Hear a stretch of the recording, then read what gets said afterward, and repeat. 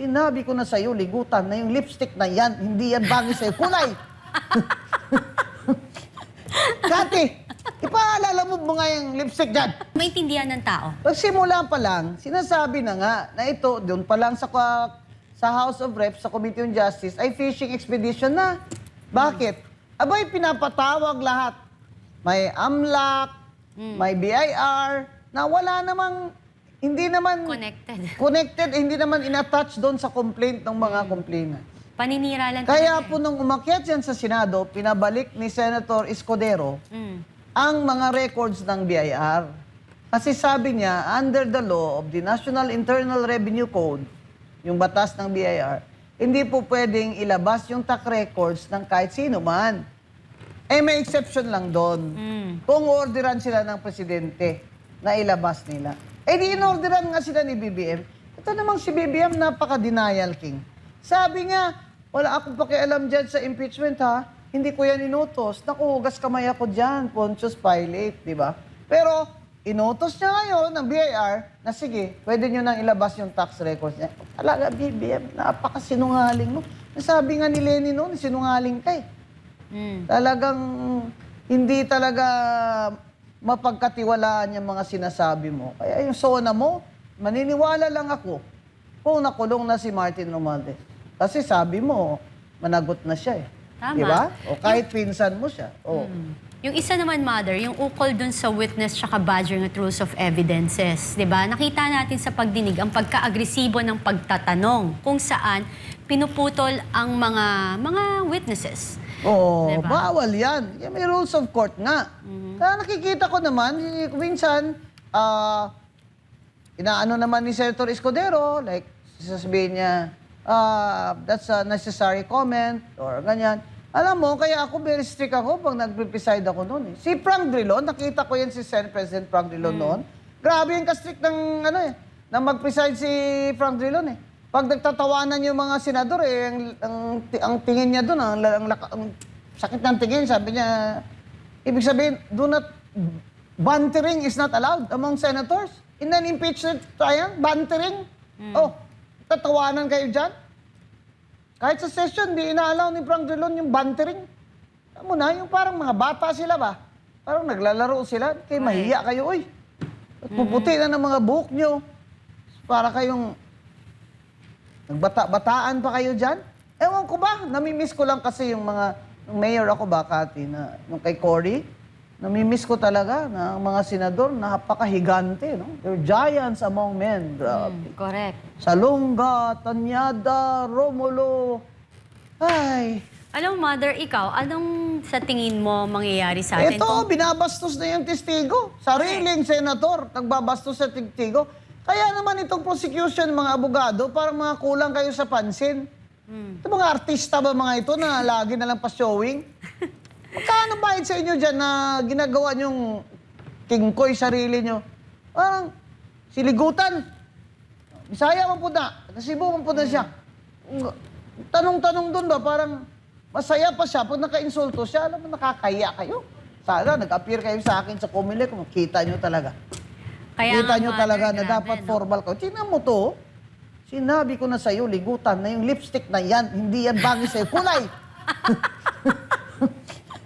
Kati, ipaalala mo nga yung lipstick dyan. Eh, ligutan. Talaga ito. Pag nakaano pa, parang proud pa siya ba? Ano ba naman kayo dyan? Huwag kayong ganyan. Nakakaiya kayo. Nakakaiya kayo. Hindi tayo pwedeng ano dyan. Hindi tayo pwede dyan. So, sabi nila, si Lorna Kapunan daw, best friend ko.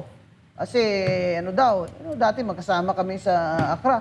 Oo, kasama kami sa Accra. Yes, we are good friends. Oo. Pero, hindi naman sa ano, pero hindi naman ganyan si Lorna noon. Yung, meron pang tawag, sabi, nagreklamo eh, yung, otherwise, she will get a spanking. Ganun. Yeah, Doon referring to the other lawyer. Ay. Oh.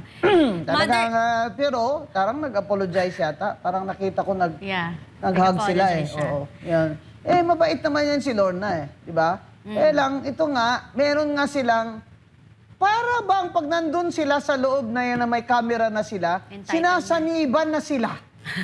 Nasasapian. Oo, nasasapian. Itong ligutan, itong nagsimula sa lahat eh. Yan, na parang, siguro tatakbo itong congressman. No. Kaya siguro ganito. Kaibigan daw yan ni ni kakilala raw ni Jude. Ni? Jude Asidre. Best friend ni Jude Asidre yan? Hindi ko alam kung anong nila yun. Okay naman. Kung magaling kayong trial lawyer, fine. But you follow also The the rule of rules of court and the decorum. Proper decorum. Kasi husgado yan eh. Hindi yan mangyayari sa husgado na you will fight your opposing counsel with abrasive, hostile words. Hindi yan papayagan ng judge. Hindi. Ikaw, Mother, ano sa tingin mo pag nagpatuloy itong trial by publicity natin nang walang judicial... Kasi, restraint? ang purpose lang naman nila dyan, Cathy, is to influence public opinion against VP Sara. Kaso lalong tumataas yung trust rating gusto nyo lang mawalan ng tiwala, lalong tumataas. Yung trust rating ng mga senador dyan, bababa. JBRC to. Yeah, bababa Dati top 10 yan eh. Hindi naman sa Dati, di ba, tinaas ang kamay niyan ni Digong, ni PRRD. Yes. Tapos ngayon, bumaligtad siya. Tapos, ewan ko lang. Pumunta siya doon sa Cebu, nag-promise daw siya ng 300 billion for this, 400 million for that. Aba, Senator, kawawa naman kaming mga kalaban nyo eh. Wala kaming 300 million, 400 million galing sa kaban ng bayan. Sinasabi nga, Senate President Win Gatchalian, if you are not corrupt, sir, wag mong payagan na mag-pork barrel ang mga senador. Lalo na, nang sinabi ni Secretary Bunoan na meron pala kayong leadership fund na 500 billion dyan sa DPWH. Wag ka, Senate President Gatchalian, wag kang pumayag na pushover ka dyan. At hindi naman po yan tama. Napupunta doon ang senador, magsabi siya, I will give this town 300 billion. I will give this town 400 billion. Bakit mo alam na pwede mong ibigay yan? Pera mo ba yan? Ano ba ang principle? You cannot give what you do not own.